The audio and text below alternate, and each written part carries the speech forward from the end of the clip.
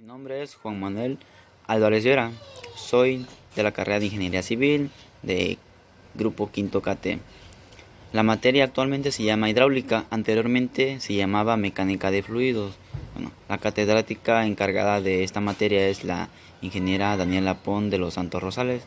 Y los temas a exponer son los siguientes, son tres. Son modelos hidráulicos, similitudes y leyes de similitudes. Bueno, las similitudes y las leyes de similitudes no son las mismas. Las similitudes pueden ser similitud dinámica, estática, geométrica. Y las leyes de similitudes, como lo podemos destacar, las leyes de Reynolds, de Euler, de Freud, todos ellos son diferentes, se parecen pero son diferentes. Como bien sabemos, el ingeniero o uno como ingeniero se enfrenta a problemas, a diferentes tipos de problemas. Bueno, pero en este caso vamos a ver problemas hidráulicos referente a una presa. ¿Por qué? Porque hay veces que podemos tener soluciones sencillas, que son tanto el tipo de investigación no es muy compleja y la situación económica no afecta mucho, o hay veces que igual son complejas el tipo de soluciones, ¿no? Ya que hay que estudiar el flujo del agua, los diferentes variantes que va a afectar ese estudio y sobre todo optar por el mejor estudio, ya que cualquier error, por más pequeño que sea, va a afectar la obra. Y a continuación vamos a explicar lo que es modelos hidráulicos. Bueno, ¿a qué le podemos llamar modelos hidráulicos? Pues fácil y sencillo, ¿no? Son prototipos, prototipos que son a escalas menores a la realidad. Por ejemplo, cuando hacemos un esquema o una representación de una casa, lo hacemos a escala de 1 al 100, 1 50, 1 500, 1 20, todo eso son escalas. Lo mismo es para estos tipos de modelos hidráulicos. Ya son prototipos, por ejemplo, una presa a escala mínima. ¿Para qué? Para que simule que está de forma real, pero mínima. En caso de que eso no funcione, pues no va a haber pérdidas a gran escala, sino a mínima escala. Para eso nos sirven los modelos hidráulicos y esos son los modelos hidráulicos.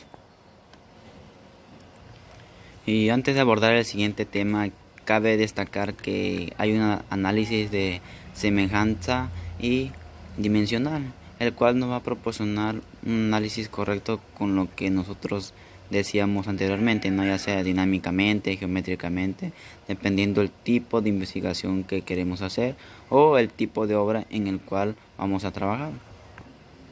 Y como se los decía, los modelos hidráulicos sirven para simular situaciones que pasan en la vida real, ya puede ser en un río, en un lago, en acueducto, de forma para que la vida de los trabajadores no corran peligro. Para eso son los modelos hidráulicos más que nada. Y cabe destacar diferentes modelos hidráulicos, físicos, de infiltración, modelación en ríos, todos esos tipos de modelos hidráulicos. Como bien, tenemos los modelos de estructuras. Bueno, esos son los que nos ayudan a ver qué tipo de pérdida de carga hay en el flujo del agua, por ejemplo en las tuberías de red de agua potable, de diferentes tipos de estructuras, no ya sean canales, acueductos, red de agua potable como lo decía. Y también están los modelos de infiltración. ¿Cuáles son? Cuando el agua de lluvia cae en un tipo de terreno que absorbe mucho el agua. Vamos a simular que estamos en ese tipo de terreno y vamos a hacer una obra. O sea, si queremos captar el agua para reutilizarla, ¿qué afectaciones nos va a ocasionar o qué porcentaje de agua se va a quedar con nosotros y cuáles se van a infiltrar en el subsuelo? También tenemos los modelos que se ocupan en los ríos. ¿Para qué nos sirve esto? Para determinar la modelación que nos va a llevar a esto, para que la circulación del agua no sea en exceso, o sea, que a cierto tramo o a cierto cantidad de agua tenemos que reducir. Por eso es que a veces se construyen presas para reducir el flujo del agua. ¿Para qué? Para que a veces hay inundaciones y estas no sobrepasen la población y no se desborden ese tipo de río. O sea, evitar accidentes o evitar cosas que nos van a afectar la naturaleza. Como dice, ¿no? hay que ayudar a la naturaleza, no afectarla. Y otro tipo de modelos son los modelos físicos. Bueno, no tanto sean hidráulicos, sino físicos, que se parecen, por ejemplo, los que son geométricamente parecidos. ¿Por qué? Son a diferente escala, pero de la misma forma. O sea, si en uno mide 5, en otro va a medir 1 metro. Así, son a escalas, pero son exactamente semejantes. Lo único que cambia es el tamaño. También hay otro tipo de clasificación. Bueno, vamos a tomar cuando son modelos de contorno fijo. ¿Cómo podemos saber cuando es de contorno fijo? Cuando estos no se distorsionan. Por ejemplo, los ríos naturales. Esos son modelos que no se deforman, sino solamente se amplían y todo, pero siguen manteniendo su forma original. Y podemos tener también los de que son de contorno móvil, cuáles, como por ejemplo las presas, los lagos, que de una u otra forma, como los rieles del tren, podemos cambiar su rumbo, o sea, no desviarlo mucho, pero sí cambiarlo de forma necesaria. Si en un lugar necesitamos más agua, cambiarlo, como cuando pasa cuando dos ríos están conectados, ¿no? Si ponemos una barrera a uno, todo el agua se desvía al otro. Y si se abren los dos, se reparte el agua. De esa forma podemos trabajar como modelos de que son de contorno móvil. A continuación tenemos lo que son los modelos analógicos. Son 4. El primero que va a través de los medios permeables y el flujo laminar sobre la carga. Y el segundo es sobre el flujo turbulento y el flujo laminar. El tercero es igual que el primero, solamente que cambia que va bajo la carga. Y el último es la relación que tiene con la electricidad y otros fenómenos. O sea que este tipo de modelo, si ocupamos el agua o la hidráulica, va a generar electricidad o cualquier otro tipo de fenómeno físico que podemos tener. Y este cuarto modelo analógico es muy, pero muy importante, porque ya gracias a esos tipos de modelos podemos representar si con el tipo de proyecto, el tipo de obra o estructura podemos generar la energía suficiente para una población, una ciudad o en secciones, ¿no? O sea, podemos crear modelos analógicos, o sea, que se analizan. Por eso dice procesos analógicos, que por idea de nosotros o propuesta podemos decir, este tipo de obra va a generar esto o afectar esto o esto y esto para eso, ¿no? Y por último tenemos a los modelos matemáticos, que aquí se ocupan solamente ecuaciones del prototipo para desarrollar las limitaciones o las capacidades que hay en ese. Como segundo tema, el 3.1.1 son las similitudes, la geométrica, la cinemática y la dinámica. Como primero tenemos a las similitudes geométricas. Bueno, más que nada esta se basa en la semejanza del tamaño de la forma. No le interesa estudiar cómo se mueve o qué reacción tiene, solamente qué forma tiene y qué tamaño tiene, qué dimensiones, y son conforme a las escalas, ¿no? Por eso tenemos las dimensiones lineales, que puede representar como LM, LP, y tenemos el LR, que significa que son factores de escala, y así mismo podemos conocer y detectar el tipo de escala o la forma o el tamaño que tiene estas similitudes. Como segunda similitud tenemos a la similitud cinemática. Bueno, esto nos dice que en el prototipo o modelo debe de haber una semejanza tanto en tamaño como en tiempo. Por ello el prototipo debe tener una escala de líneas y escala de tiempo. ¿Para qué? ¿No? Nos preguntamos para qué quiere decir dos escalas. Pues como bien sabemos, en la similitud geométrica solamente ocupa una escala, que es la de tamaño. Esta ya relaciona lo que son los puntos, donde se encuentran, donde se coordinan. Bueno, y la escala de tiempo, en qué tiempo llegan a coincidir en esos puntos. ¿Para qué? Para que tengan una escala única, una sola escala. O sea, sacar una media, un promedio o algo, y ya tener una escala única, que es la escala de velocidades. Y así mismo saber cuál es la similitud cinemática de ese tipo de modelo. Casi todo va encaminado a la modelación de hidráulica, ¿no? Ahora bien, se dice que